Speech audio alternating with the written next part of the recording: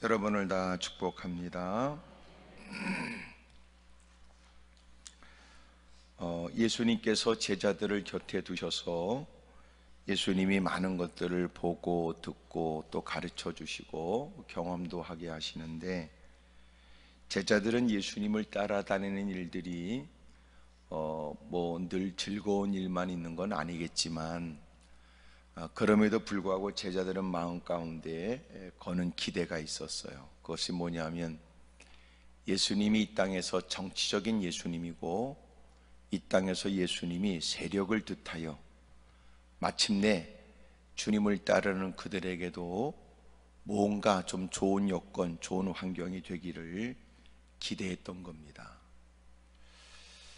그래서 예수님께서 예수님을 결박하러 다가온 장로들, 대제사장들이 보낸 하속들에 의해 예수님이 결박당하여 끌려가고 신문을 당할 때는 다 제자들이 도망을 가요.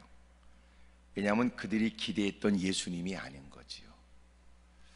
그러니까 예수님이 제자들을 부르신 것은 예수님에 관해서 모든 것을 충분히 아는 사람이라는 뜻이 아니라, 오히려 예수님을 더 알게 하시고, 또 예수님을 믿게 하시고, 그리고 또 예수님을 진정코 따르게 하는 거예요. 이게 따른다는 말을 오늘 성경에도 이제 나오게 되지만, 따른다는 게 뭐냐?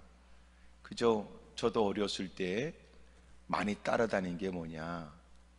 여름에 방역한다고 막 뒤에서 막 뻗을 때 입 벌리고 쫓아갔던 그런 기억도 있어요. 그러니까 따라간다는 건 뭐냐? 흥미에 의해서도 따라가고 또 자기의 재미에 의해서도 따라갈 수 있어요. 하지만 주님이 말씀하시기를 따른다는 개념은 또 다른 거예요. 그러니까 주님이 이미도 따르는 제자 무리들 가운데 또 따르게 하시려고 가까이 부르셨던 제자를 주님이 결과적으로 따르게 하시려고 한 거예요. 전달이 되지요. 무리와 구분되어 주님은 따르게 하시려고 부르셨어요. 따르고 있는 무리들 가운데 제자들을 택하여, 그래서 주님은 따르게 하신 거예요.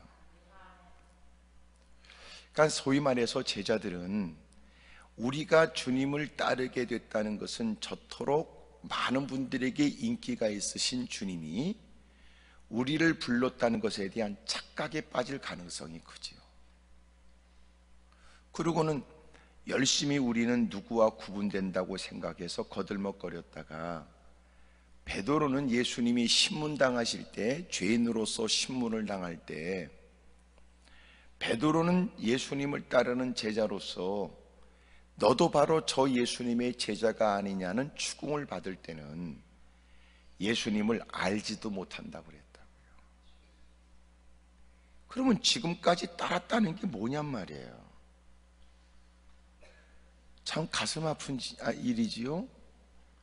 그러니까 제자들은 이미도 우리는 주님께 택함을 받아 주님께 따르고 있다는 것은 누구보다도 구분되거나 누구보다도 우월하거나 누구보다도 더 많은 걸 누릴 수 있는 자격이 주어졌다고 생각을 했던 거예요. 그게 아니었어요. 그러니까 주님이, 야, 너희가 따르는 무리들 가운데 택함을 받았으니 너희가 됐다고 생각하지만, 내가 너희를 제자로 세운 것은 나를 진정코 따르라는 거였어요. 뭐 이런 거예요?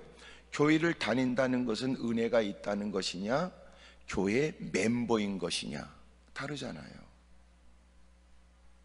네가 교회를 다니는 것은 소위 종교적 열심이냐, 아니면 주님밖에 없다는 뜻이냐, 다른 거예요. 너는 주님을 믿는다는 것은 너는 어떤 어려움 속에서도 가장 가치 있고 귀한 일로 여겼다는 것이냐, 아니면 내가 한 번쯤 가보겠다는 뜻이었느냐, 달라요. 점점 이제 여러분 개인에게 압박되어 오는 것 같으지요. 그래서 지금 아멘을 안 한 거지요.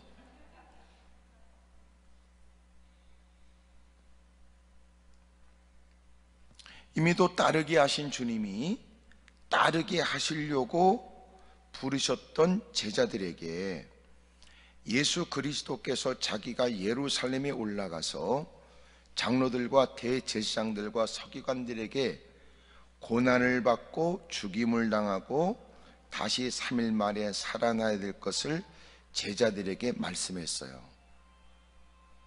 그러니까 제자들은 지금까지 주님을 쫓아다니면서 얼마나 많은 사람들에게 인기가 많고 주목을 받고 행하시는 일들이 얼마나 곁에 있는 그들에게도 뿌듯한 일이었는지, 많은 사람이 주님을 환호하는 만큼 예수님을 따르는 제자들도 콩고물이 있었을 거라고요. 그런데 주님이 장로들과 대제사장들에게 서기관들에게 많은 고난을 받고 죽임을 당하고 3일에 살아날 것을 제자들에게 말씀하셨을 때 베드로는 수용이 안 돼요. 이것은 제자들 역시 마찬가지였는데, 워낙 나서기 좋아하는 베드로가 예수님을 붙들고 철없어 보이는 예수님, 그만큼 능력을 갖고도, 그만큼 어마어마한 힘을 갖고도 왜 그렇게 바보처럼 말씀하시는지, 강한 어조로 그리 마옵소서, 이 일이 결코 주께 미치지 않을 겁니다. 어찌 보면 제자로서 할 수 있는 말일지 모르지만 예수님을 따르는 사람으로서는 할 수 없는 말이었다는 거예요. 잘 들어보세요. 사람으로서는 할 수 있는 얘기라도 그리스도인으로서는 해서는 안 될 말도 있다는 거지. 네가 부모로서는 할 수 있는 말이니까 같은 부모로서는 공감이 돼도, 네가 주님의 구원의 은혜를 입어 핏값으로 네가 하나님의 자녀가 된 사람이 분명하다면 곧다구로 말하면 안 된다. 네가 남자로서는 자존심상 그렇게 말할 수 있지만, 네가 하나님의 구속의 은혜를 입은 사람이라면 거기다가 남달리 장로, 권사, 집사 소리까지 듣는 직분자라면 곧다구로 말하면 안 된다는 거예요. 지금 이렇게 목사가 얘기해도 지 얘기가 아닌데도 지금 아멘도 못하고 있는 당신이라면 오늘 주님이 이렇게 직접적으로 하시는 말씀을 어떻게 들을까요? 사탄아, 내 뒤로 물러가라. 너는 나를 넘어지게 하는 자로다.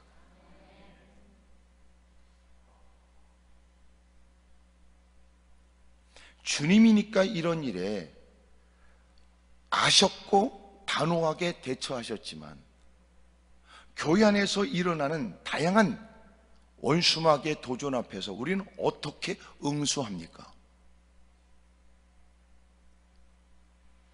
하나님의 말씀을 듣겠다고 다가왔으니 어떤 말씀이라도 하나님 말씀이라면 들려줘야 된다고 생각하여 들려준 목사가 오히려 예배를 끝난 다음에 헛소리에 도전하는 얘기를 들을 때의 마음은 어떨까요? 예배에 동참해서 하나님이 뭘 원하시는지 듣고자 하며 그것으로 결정하고 그것을 따르겠다는 기세가 느껴져 충분히 기도하고 준비했고, 또 여러분들이 더 신앙에 성장하고자 하는 간절한 마음에 목자의 심정이 되어져 때로는 이 말씀이 잘못 들으면 상처가 되거나, 때로는 전하는 말씀을 생소한 사람이 들으면 오해될지 모르나 이미도 본인도 사모했으며 설교자가 누구라는 사실도 알고 있고 이미도 적지 않은 신앙생활을 했으니 충분히 알아들을 만하다 하여 위하여 건넨 얘기를 사람들은 이렇게 나서기 좋아요. 무슨 얘기입니까 그게?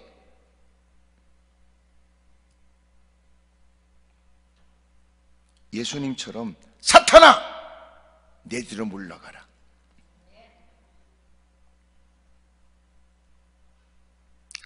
그렇게 말한다는 건 큰 각오를 해야 될지도 모르지요.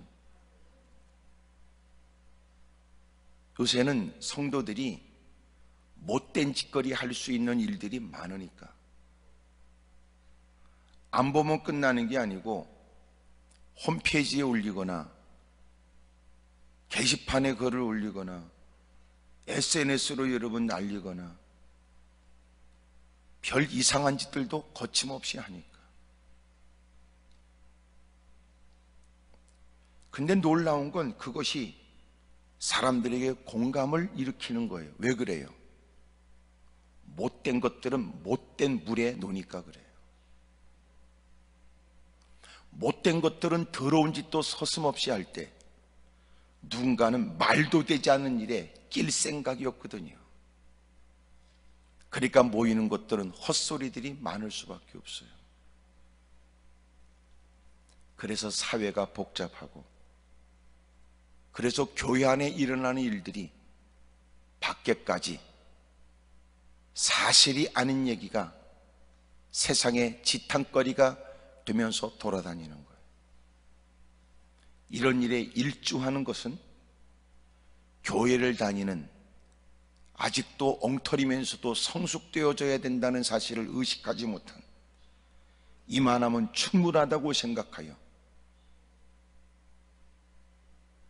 정의만 존재하되 진리는 없고 자기 기분만 있을 뿐이지 하나님이 없는 엉터리 같은 사람들에 의해서 교회가 세상에 손가락질 받아요. 잊지 마세요. 교회 안에 들어와서 우리는 깨달을 걸 깨달아야 되고, 들을 걸 들어야 되고, 배울 걸 배워야 되는데 이게 잘 안 되는 이유가 어디 있어요?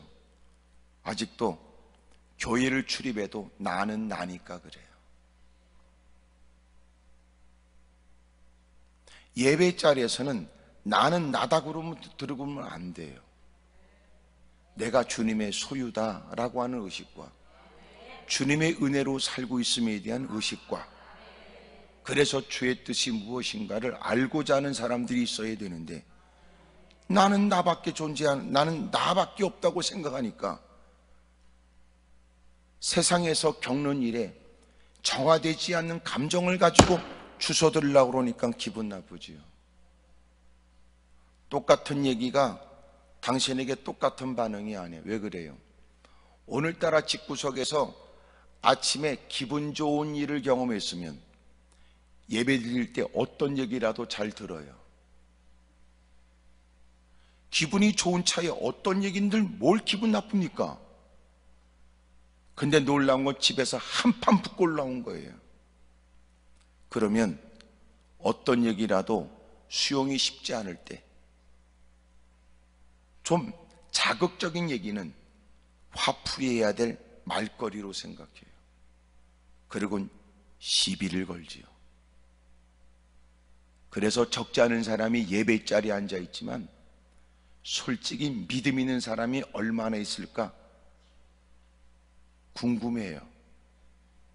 왜냐하면 대부분 믿음이 아니라 기분과 감정이 있기 때문에 그래요. 그래서 우리가 예배를 드릴 때 주님이 비유하셨듯이 4가지 마음밭을 주님이 비유하셨던 것은, 그 마음이 주님 앞에 바른 마음이 되려면 말씀을 어떻게 받아들이냐로 확인할 수 있는 거예요. 착한 마음으로 말씀을 받고 인내로 결실을 하는 거예요. 근데 교회 안에 이런 사람만 골라내서 예배 자리에 앉혀놓기는 어려울 거예요. 그래서 지금도 예배 자리에 말씀이 증거되는 현장에서도 4가지 쏘가지는 여전히 존재해요. 그래서 설교자는 언제나 각오해야 돼요.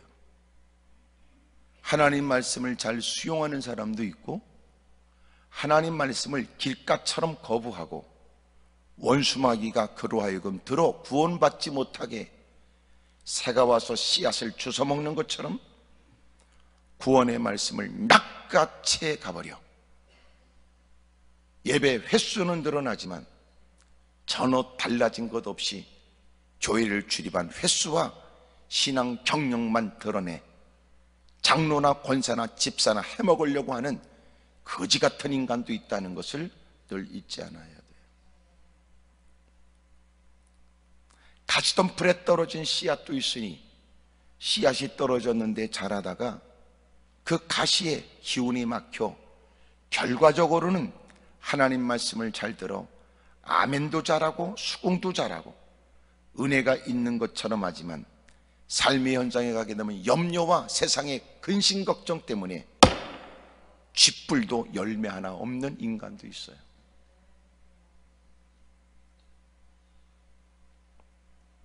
세 번째는 마치 돌짝밭에 떨어진 씨앗과 같으니 얇게 돌짝밭에 깔린 그 흙에 씨앗이 떨어져 뿌리를 내리는 것처럼 보여지지만 곧 흙이 깊지 않고 습기가 없어 곧 말라 죽어버리는 것은 예배자리에서 말씀은 수긍하지만 삶의 현장에 가면 주님을 배교하는 거예요.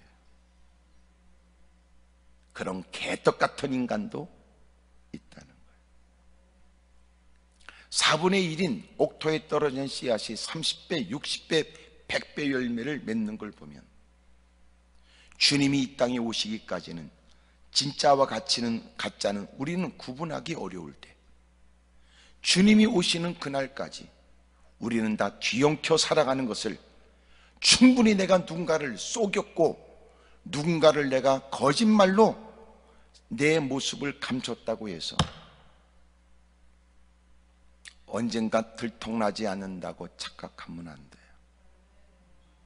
주님이 오시는 그날까지 그래도 놀라운 것, 엉터리 거지 같은 인간이 4분의 3이지만 4분의 1의 옥토에 떨어진 씨앗, 착한 마음으로 하나님 말씀을 인내하여 열매를 맺는 이들을 통해 주의 나라는 계속 확산이 된다.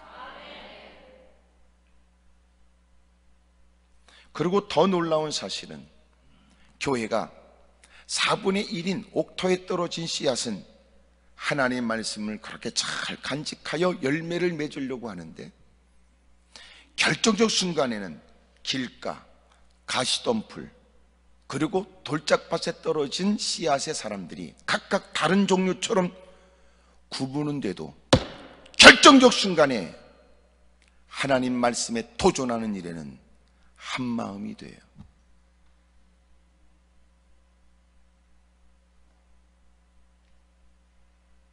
요새 코로나 바이러스 때문에 세계가 다 어려움을 겪고 한국도 다를 바 없으며 특별히 가장 큰 도전은 기독교계가 느끼고 있습니다.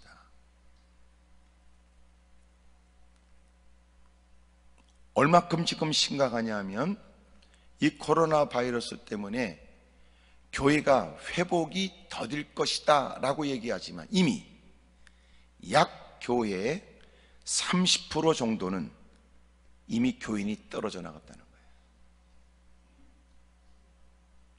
그리고 이 정도를 50%까지 생각합니다.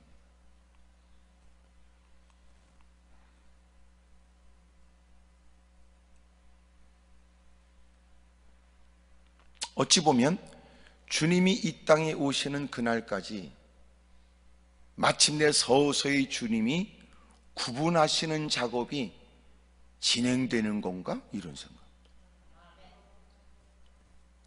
끝까지 가면 쓰는 사람은 주님이 벗겨내겠지만 서서히 시간이 지나면서 마스크를 쓰면서 사람들은 그의 신앙 본색이 드러나고 있는지도 모르죠. 여러 가지 떠도는 여러분 감염병, 여러분 전염병, 여기 떠도는 여러분 이런저런 얘기예요. 사람들은 위축돼 예배에 대한 사고가 달라지기 시작.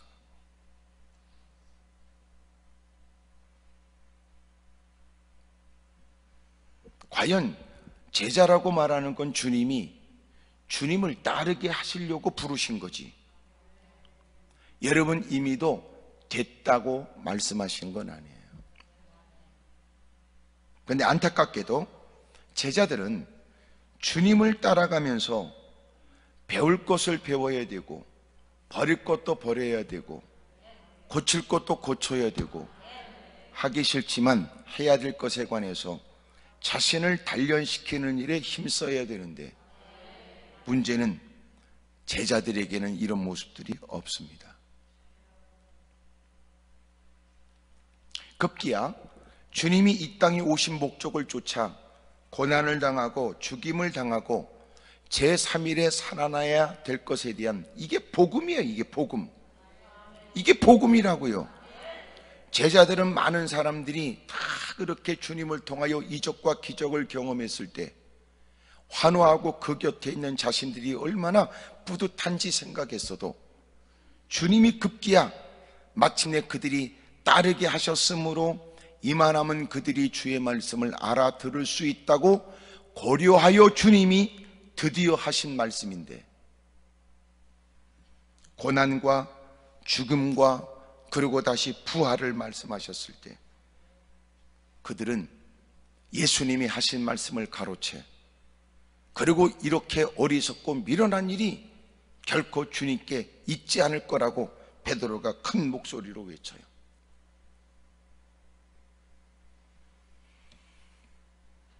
예수님이, 그러니까 참 놀랍잖아요. 교회를 출입해도 다 재미있게 퍼먹고 놀러 다니고 낄낄거리고 이런 건 다 좋아하는데, 결정적으로 복음 얘기가 딱 들려지면 싫은 겁니다.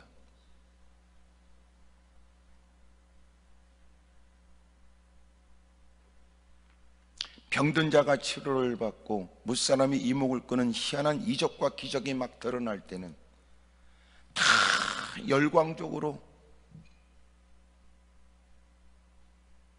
그러다가 결정적으로 주님이 복음에 관해서 딱 가르치자 사탄이 역사하는 거예요. 희한하지요.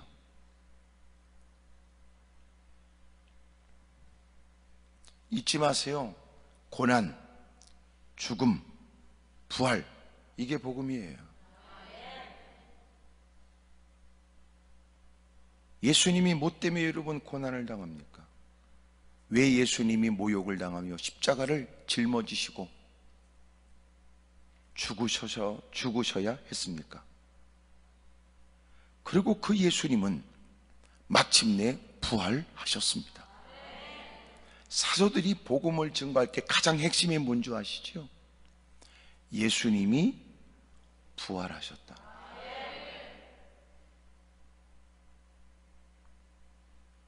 사람들이 그들에게 핍박을 했던 게 왜 그래요? 그 말 하지 말라는 거예요. 그런데도 사도들은 외쳤어요. 그들은 부활의 증인으로. 그리고 그들은 또 기도했어요. 왜냐하면 이 말을 하지 못하게 하는 많은 사람들의 위협과 도전의 일들이 결코 인간으로서는 본바 있고 증언하지 않을 증인이지만, 그 위협을, 도전을 이겨내는 방법은 하나님께서 예수님을 통하여 이 땅에 보내시는 성령의 능력 없이는 감당할 수 없는 일이었기 때문입니다.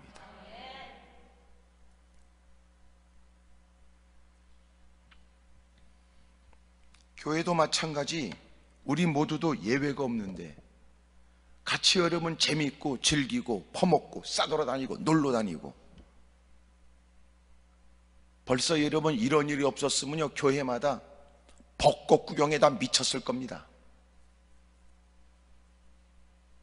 이미도 많은 사람이 알고 있는 것처럼 올해까지는 싸돌아다니는 게 쉽지 않을 거예요. 단풍 구경도 포기하시오. 9월이 되면, 10월이 되면 다시 이렇게 가라앉은 듯 했던 일이 다시 일어날 것이라고 대부분 얘기를 해요. 마치 환절기의 사람이 감기에 들리는 것처럼.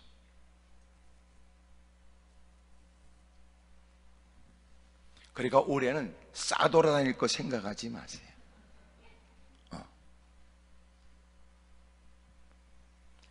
여러분, 복음 때문에 하나님의 전에 들어왔고, 복음을 위하여 헌신하라고 직분을 줬고, 복음 때문에 필요하다고 그렇게 악을 써대며 건강과 물질을 구하더니 결국은 복음이 싫은 겁니다.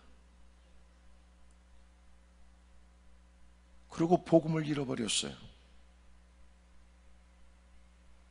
이제는 화려한 게 좋지요. 재밌는 게 좋아요. 고난 싫어요. 핍박도 싫어요.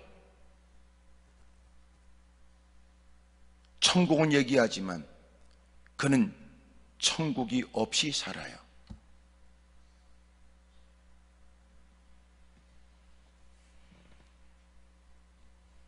목사든 장로든 권사든 집사든 예외가 없어요.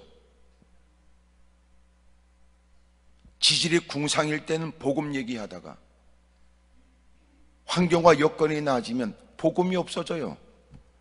복음이 복음으로 바꿔지지. 다른 복음을.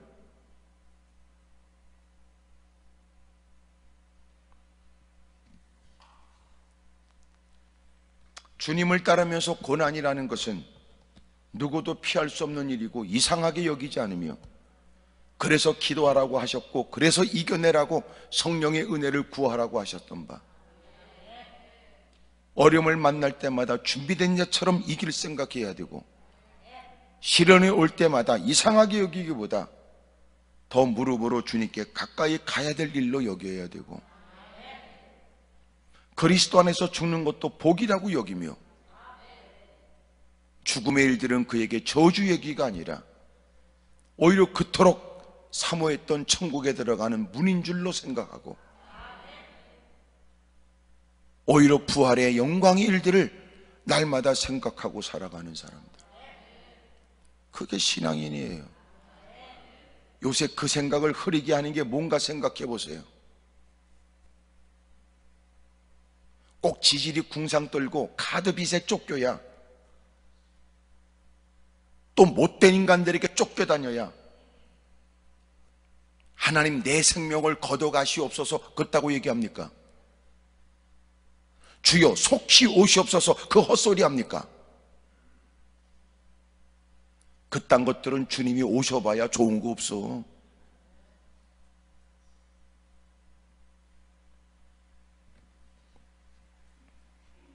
놀라운 건 그렇게 따라다니면서 즐겁게 주님과 함께 했던 제자들이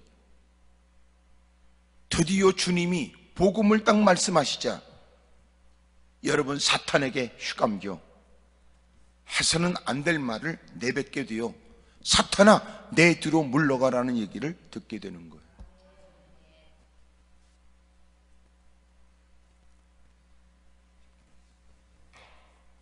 주님이 이렇게 말씀하지요.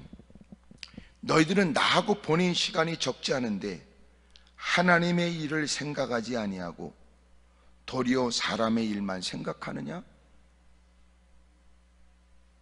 아니, 주님을 따르면서 주님에 대한 생각에 사로잡혀 있고 주님의 가르침을 받으면서 어떻게 하면 주님을 잘 섬길까 늘 마음을 둬야 되는데,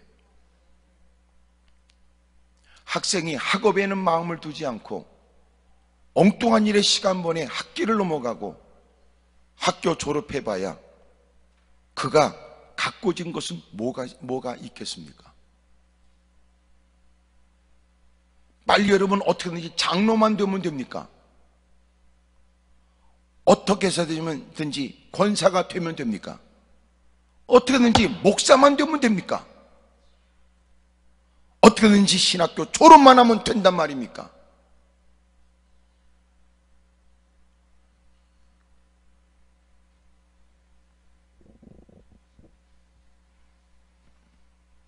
오늘도 어둠의 세력은 지금도 왕성하게 활동합니다. 어둠의 세력은 지금도 거침없이 제한 없이 오만 대 싸러 다니며 잠궈놓은 문을 띄워놓고 닫아놓은 문을 띄워놓고 천원, 경계선, 철조망을 뛰어넘어 어둠의 세력은 역사하지요. 어떻게 역사해요? 하나님의 전에서조차 사람의 일만 생각하게 만든.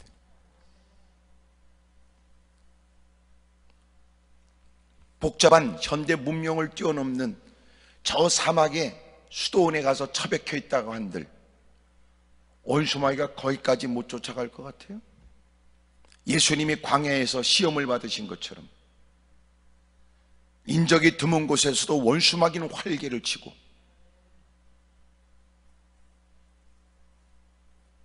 그러니 놀라운 건 사람은 없어도 추위 속에서 주님을 부정하고 더위 속에서 하나님께 원망하고 핍절함 속에서 부정된 말을 서슴없이 내뱉는 인간이 얼마나 많으냐. 더더군다나 역광과 형편이 갖춰진다고 해도 더 놀라운 사실은 아무도 없는 현장에 음란한 생각을 하고 아무도 없는 현장에서 더러운 상상을 하니 사람을 피하여 믿음을 스스로 지킬 수 있다 생각하나 그 어느 곳이라도 어둠의 세력이 오만대 싸돌아다니는 그 일을 막아낼 방법이 없습니다. 욥기서에 보면 주님이 마귀에게 물으시기를 넌 어디 갔다 왔느냐? 세상에 5만 대를 다 싸돌아다녔대. 젊은 사람이 다니는 그 거리에 젊은 사람들이 여러분 띵까띠가 밤새도록 악을 써대고 미친 짓을 하는 그 클럽에 은밀한 곳에 모여서 눈구녕이 복숭아씨가 되도록 화투판에 정신없이 도박판에서 세월을 보내는 그 현장에 때로는 인적이 드문 곳에서 홀로 스스로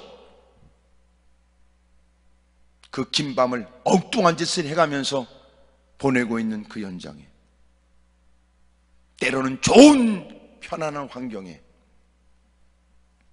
좋은 침대에서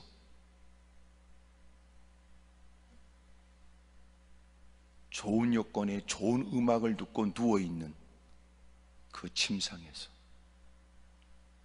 어둠의 세력은 또 도전하고 짓밟아요. 누가 어둠의 세력을 뿌리쳐 이곳은 안전지대라고 말할 자가 어디 있습니까? 여기 주님 곁에 있는 제자들도 누구와 또 구분되어져 누구보다도 주님을 잘 아는 것처럼 보여지는 제자들도 이제는 충분하다 싶어 주님이 비로소 복음을 말씀하시니까 사탄에게 휘감겨 사탄의 앞잡이 노술하고 있는,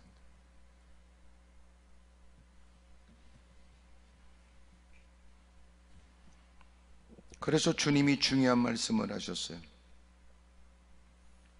누구든지, 이렇게 3번이 나와요. 누구든지, 24절부터 누구든지, 25절에 누구든지, 또 누구든지, 이렇게. 지금 주님이 누구에게? 제자들에게 비로소 말씀하셨는데 주님이 제자들에게 말씀하시기를 너희들은 이렇게 말씀하지 않고 누구든지 그랬어요. 제자들에게 들으라고 하신 말씀이 누구든지 그러세요. 누구든지. 소위 누구와 구분되어져 특권을 가진 듯 누구보다 비교되어져 된 듯한 착각에 빠진 너희들뿐만 아니라 누구든지 나를 따라오려거든 자기를 부인하고 자기 십자가를 지고 나를 따를 것이니라. 누구든지 제 목숨을 구원하면 잃을 것이요 누구든지 나를 위하여 제 목숨을 잃으면 찾으리라. 사람이 만일 온 천하를 얻고도 제 목숨을 잃으면 무엇이 유익하리요? 사람이 무엇을 주고 제 목숨과 바꾸겠느냐? 사람들이 예수님을 믿으면서 끊임없이 우리는 이렇게 기도를 해요. 하나님, 제가 가야 될 길이 어느 길이에요? 이렇게. 가야 될 길이 어느 길이에요? 이렇게.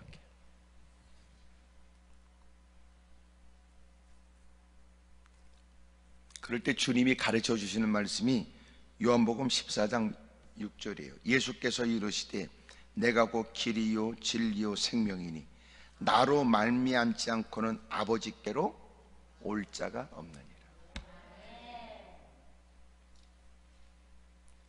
하나님은 유일하신 하나님이시고 예수님은 유일하신 주님께로 갈 수 있는 유일한 길이에요.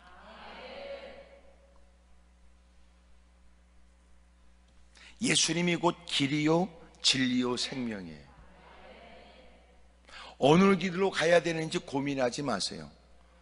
우리가 해야 될 일은 뭐예요? 주님 따라가는 거예요. 왜냐하면 예수님, 제가 가야 될 길이 어느 길이에요? 이렇게 묻지 마라. 주님이 우리에게 말씀합니다. 내가 길이다. 너는 나한테 묻지 말고 나를 따르거라. 나를 따라오거라.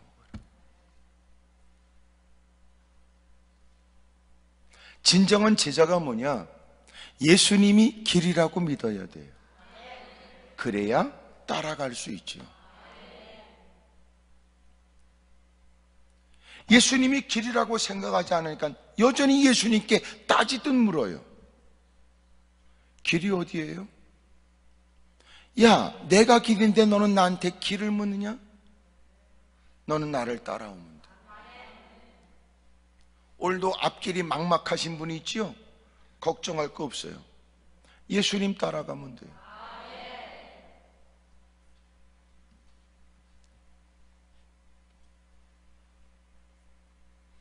날마다 예수님께 인도를 받으면 돼요. 내비게이션하고 뭐가 다를까 이런 생각을 했어요. 내비게이션은 내가 가고 싶은 곳을 설정해서, 그리고 이미도 입력되어 있는 그 길을 쫓아 안내하는 소리를 듣고 따라가죠. 우리는 뭐냐? 내비게이션, 내가 가고 싶은 길을 결정해 놓고 지도를 받는 게 아니고 나는 그냥 갈 길을 다 맡기고 따라가는 거예요. 날마다 말이죠. 날마다. 우리는 내비게이션에서 경로를 다르게 바꿀 수도 있어요. 때로는 국도로 갈 수도 있고 고속도로로 갈 수도 있죠. 빠른 길을 택할 수 있고 비용이 덜 드는 곳으로 택할 수도 있어요. 임의로 우리는 설정할 수 있어요. 그리고 목적지도 바꿀 수 있죠. 내비게이션하고 달라요. 우리는 그저 주님이 길인 줄 알고 따라가요. 날마다 따라가요. 날마다 따라가요. 아우 답답해 죽겠네. 어디 가시는지 얘기하세요. 야, 그게 아니고 내가 길이야. 너는 날마다, 너는 나를 따라오기만 하면 돼. 미치겠지요. 하나님, 저는요 이 계획성 있게 저는 사는 사람입니다. 어딜 가실 것 같으면 저한테 얘기를 해주세요.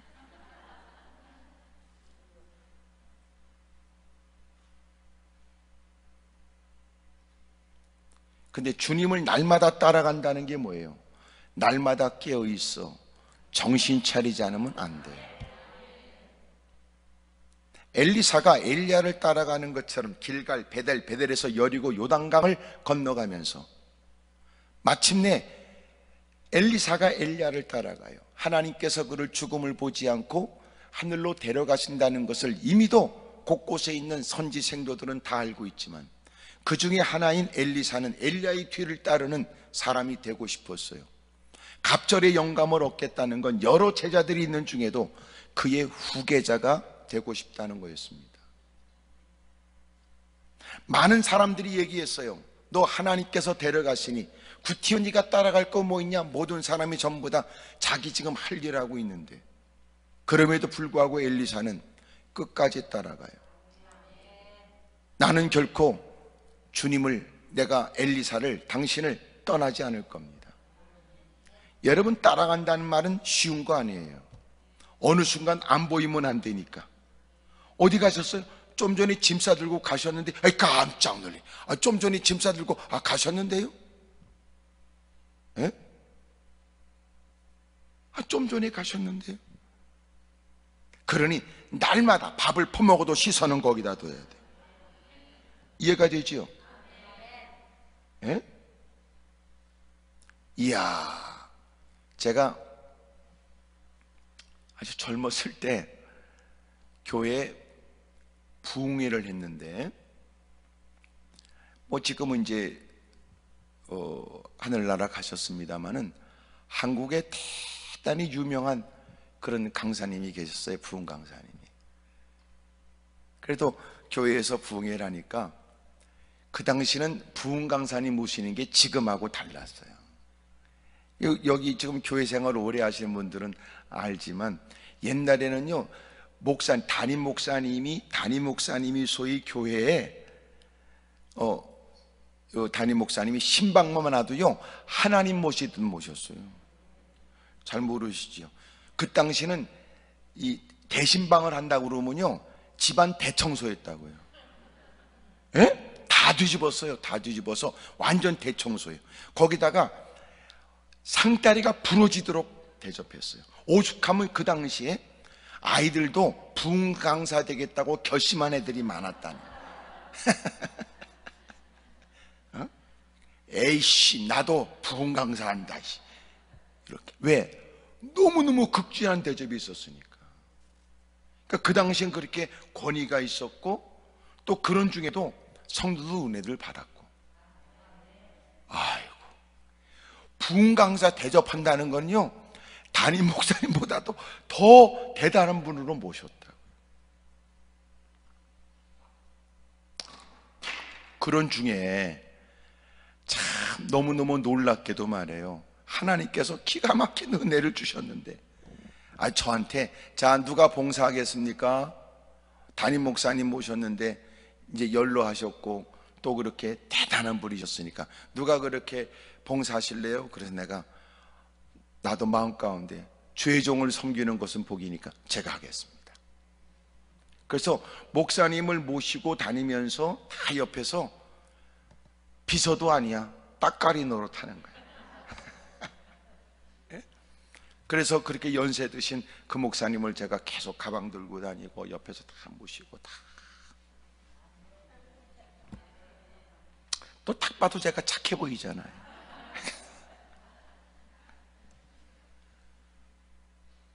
목사님이 누워 계셔서 좀 다리 좀 주물러 줄 거야? 아니, 그럼. 근데요, 그거 힘들더라고. 빨리 안 주무시는 거야.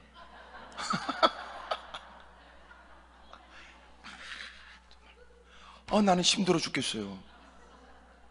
괜히 내가 이 일을 했나 이 생각. 그러니까 온통 정신은 거기가 있는 거예요.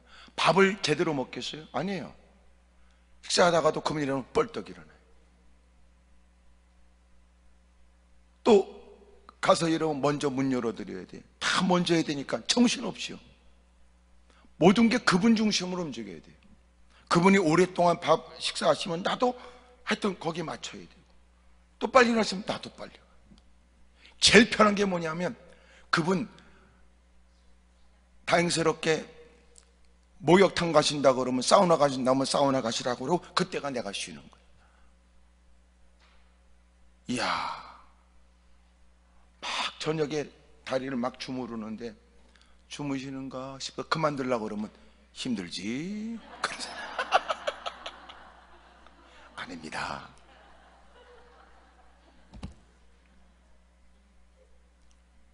그러나서 이제 호텔방 안에도 트윈으로 해서 한쪽 주무시고 나는 또 옆에서 이제 자는 거예요. 그러니까 먼저 일어나야 되고 먼저 준비해야 되고 또 더 올라온 거는 그분이 주무시는데 내가 또 깨우면 안 되니까 더 조심해야 되고 미치는 거지요. 미치는 거지요.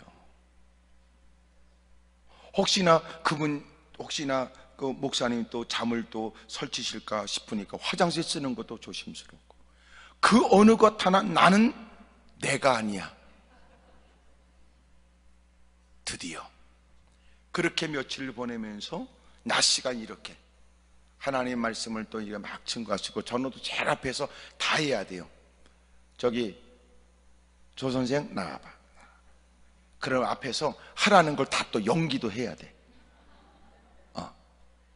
소위 이런 거. 그 당시에 뭐 이런 게 있으니까 하나님의 판결에 의해서 죄의 삭은 사망이야. 그러면 그걸 내가 또 연기를 해야 돼. 앞으로 나와. 그러면 이제 목사님이 이제 재판관처럼 암흑의 사망 언도. 그럼 나는 딱 서 있다가 충격받고 죽어야 돼.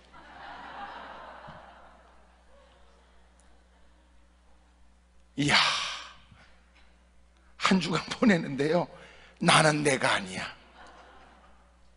그러더니 오늘 말씀하시더라고.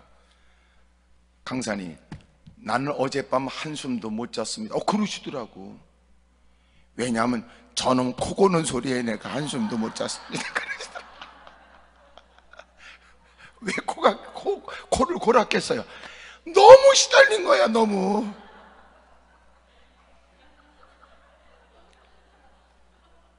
밤새도록 저놈이 내 다리 주물다가 잤다고 이 말씀은 안 하시고.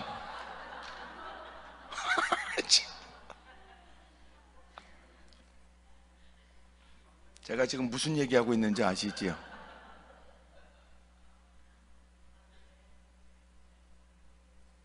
내가 주님을 끌고 다니는 게 아니고 주님을 따른다는 것이. 하지만 주님은 달라. 주님은 너는 내 멍에를 매라 라고 말씀하시는 건, 우리가 세상이 찌들었던 그것보다 더 무거운 멍에가 아니고 자유롭고 가벼운 멍에야. 즐겁게 주님을 따라가게 하시는, 예수님이 길이세요. 나는 갈 길이 어디지요? 이렇게 말하지 말아라. 주님이 길이다. 주님. 그러니까 우리는 주님께 물을 게 아니라 주님을 따라가는 거예요. 그게 예수님이 길이다, 그 말이에요.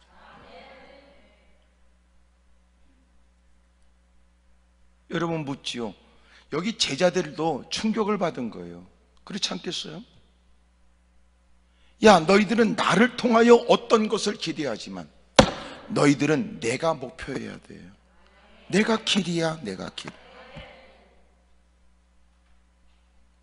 당신은 어떤 길을 묻고 있습니까? 어느 목사님이, 지금은 이제 어느 한 교단의, 큰 교단의 총회장도 하셨고 이제 은퇴를 하셨지만, 그분이 너무너무 힘들게 목회를 했던 때에 너무 힘들고, 그래서 그 당시에 그래도 자기 동기생 중에, 친구 중에 목회를 잘하는 분이 있어서 가서 물었대요. 자존심을 극복하면서, 저기 어떻게 하면 목회를 잘해? 이렇게 물어봤다는 거예요. 이게 여러분 같은 동기생이고 친구니까 더 묻기가 어려웠겠죠. 그랬더니 하는 얘기가, 예수나 잘 믿어. 이러더라. 그게 목사에게 할 말이야? 아니, 예수님을 믿을 뿐만 아니라 예수님을 증거한다고 설교하면서 악을 써대는 목사한테 예수님이나 잘 믿어, 이 얘기가 너무 자존심 상하고 너무나 마음이 아팠다는.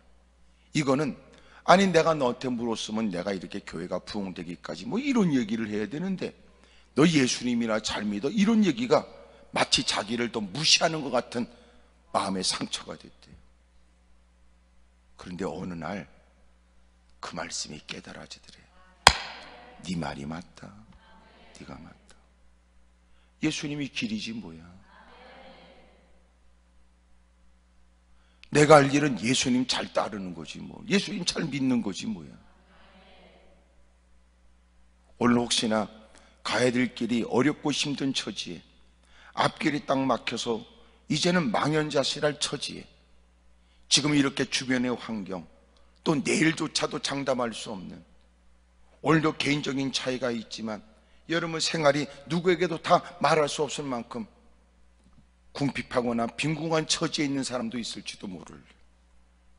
주님, 나는 막막합니다. 앞을 보지 못하는 시각장애인이 그저 길을 찾듯이 제가 지금 주님의 도움이 필요합니다. 제가 가야 될 길이 어느 길이지요? 그럴 때 주님이 말씀하시기를, 내가 곧 길이야. 주님이 길입니다. 내가 여러분 주님께서 오늘 내가 해야 될 일을 깨닫게 하셨을 때 내딛는 발걸음은 까짓거 내가 한 걸음은 내딛게 되면 그 다음은요 걱정할 거 없어. 또 한 걸음 내딛으면 된다. 마치 여러분 앞이 보이지 않는 꽉 찬 여러분 그 안개에 어떻게 집에까지 갈 수 있는가 싶어도 안개가 껴도요 결국은 집에 다다르더라고. 가는 길이 좀 더딜 뿐이지. 여러분 자기가 당장 보여주는 거기까지만 가면 돼. 거기까지 가면 또 가야 될 길이 보여지고, 한 걸음 내딛으면 또 한 걸음 내딛을 수 있도록 보여지고.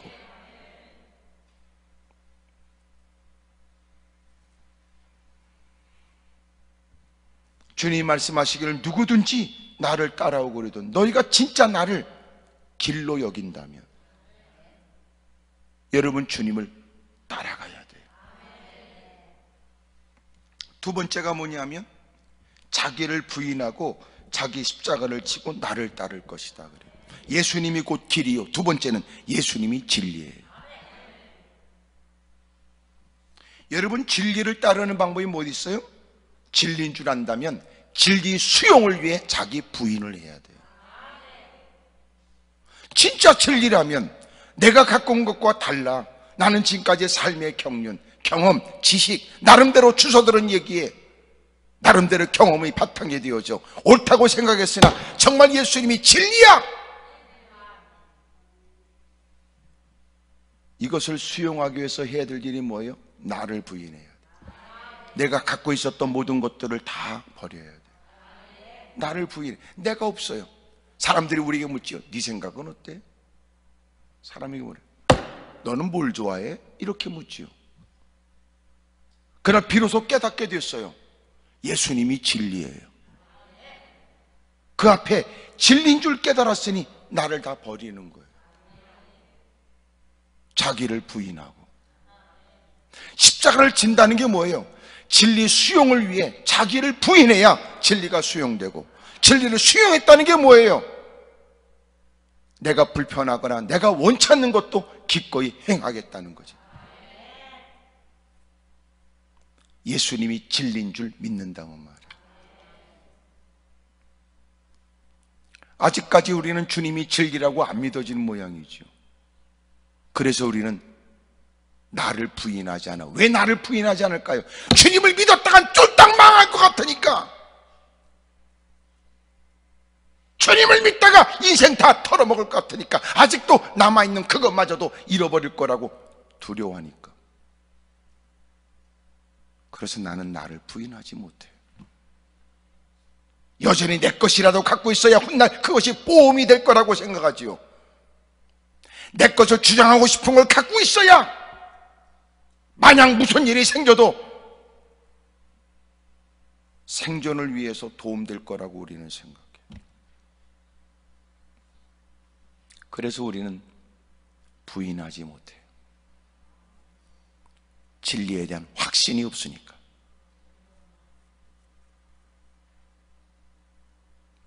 예수님이 길이에요. 예수님이 진리예요. 기꺼이 자기를 부인하지요. 그리고 그 진리를 수용하는 순간 진리를 따라 행해야 될 익숙하지 않은 요구를 수용하는 거예요. 자기 십자가를 짊어지고 따라가는 거예요.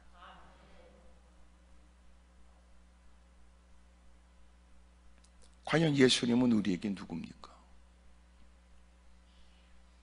예수님이 당신에게 길입니까? 앞섰던 믿음의 선진들에겐 그들에겐 예수님이 길이었지만 당신에게 길이냐고요? 예수님이 당신에게 진리입니까? 아직도 주님을 가르칠 생각에 베드로처럼 사탄에게 사로잡혀 한 수 가르치고 싶습니까? 우리의 기도 속에는 주님은 이러시면 안 됩니다 라고 주님이 내 뜻에 응해야 된다고 생각하십니까? 주님의 결정은, 내 인생 경험을 볼 때는 주님의 결정은 오류입니까?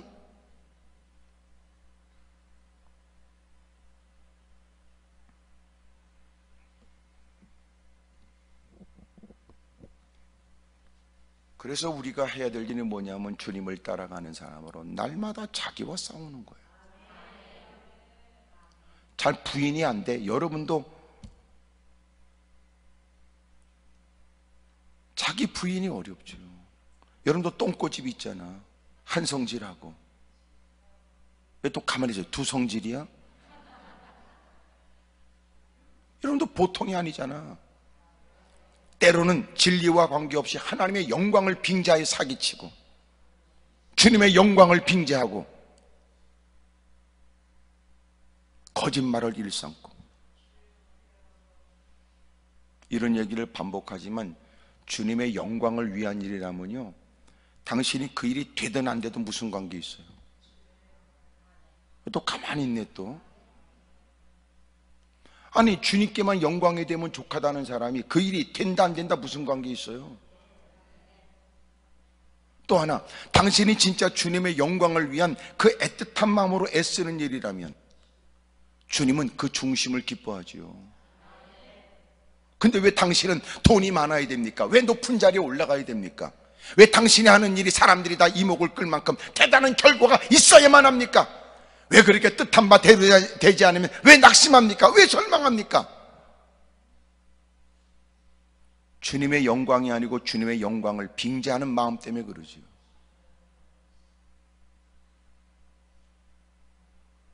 주님이 기뻐하셔서 하는 일에 최선을 다하는 것이 마땅한 일이고, 하나님은 뜻 가운데 의외의 결과도 갖다 주지만, 왜 하나님의 영광을 이유 삼아서 시작했고 주님이 베푸신 은혜가 이유가 되려 시작한 일에 결과에 대한 무사람들의 얘기가 뭐 이렇게 중요합니까?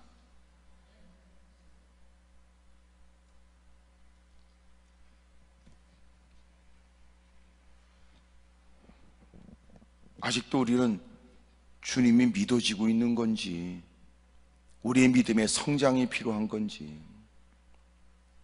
예수님은 길이세요. 예수님은 진리시고요. 세 번째, 예수님은 생명이 되세요.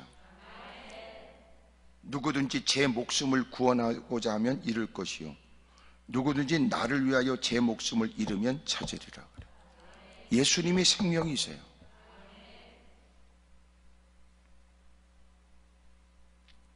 예수님 때문에 죽는 것은 죽음이 아니에요. 자는 거지.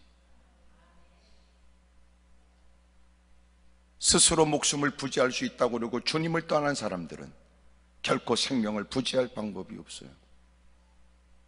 예수님이 생명이세요.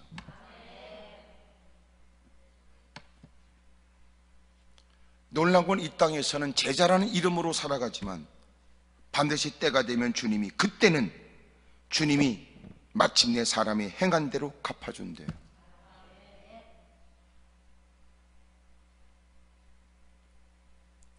오늘 저와 여러분들에게 반드시 그날도 우리도 피할 수 없는 현실로 다가올 때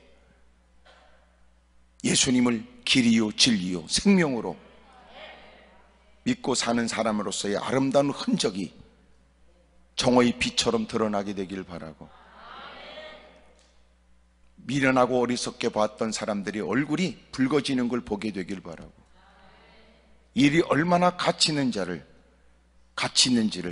주님이 증명해 주시는 그 영광된 날이 되기를 주의 이름으로 축복합니다. 할렐루야.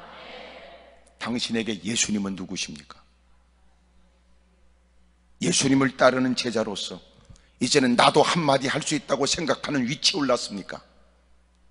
주님이 이후에서 이제는 알아들을 거라고 말씀하셨을 때 그리 마옵소서 라고 주님의 결정을 어리석게 판단해도 된답니까?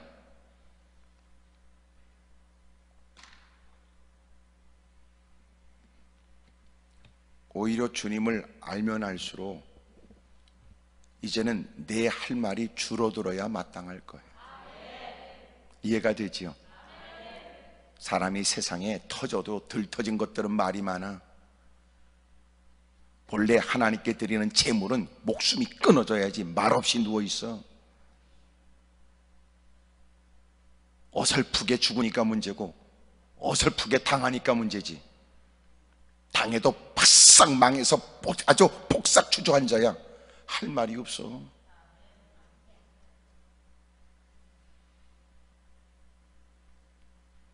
아무리 상처가 아무리 여러분 힘들고 어렵다 할지라도 진짜 주님을 따르는 사람, 주님을 아는 사람은 할 말이 없어요. 아직도 신앙이 어설프니까 말들이 많지. 주님의 은혜를 깨달았다면 아직도 여러분 주님이 그 일에 관해서 설명해 주시기 전까지 어떻게 그 일에 관해서 자기가 다 아는 것처럼 하나님께 원망과 불평의 어조로 말을 내뱉을 수 있겠습니까? 주님을 안다면 자기가 겪고 있는 현실은 육체의 고통을 주고 무사람의 따가운 시선에 의해서 오해도 받은 참으로 마음이 불편한 현실이지만 그렇다고 어떻게 함부로 하나님을 말합니까? 네 처지에 내가 겪고 있는 일들을 다 아는 것처럼 나를 얘기하지만 하나님을 함부로 말하지 말아라. 그들이야 까짓거 함부로 말할 수 있을 때 우리는 하나님을 아는 자처럼 야 그만하면 하나님을 저주해도 되고 그만하면 하나님을 욕해도 괜찮지. 그럴 때도 하나님을 아는 사람이라면 그 말을 못하지.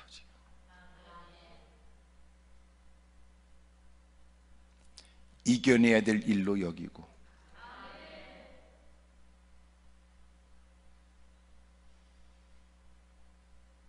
참아낼 수 없는 어려운 처지에도 끊임없이 하나님은 어리석거나 하나님은 무지하지 않다는 사실을 끝까지 그는 지켜내려고 그러죠.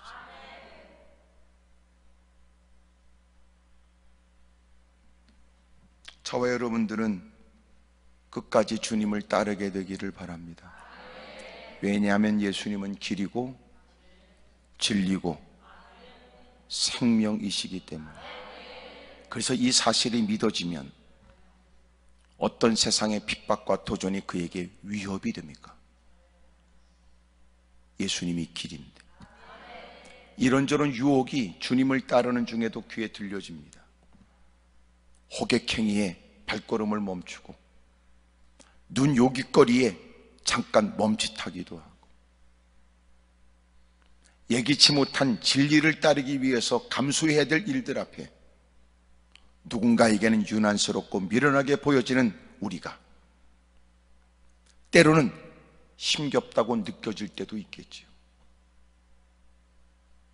그럴 때도 시선은 주님께 두고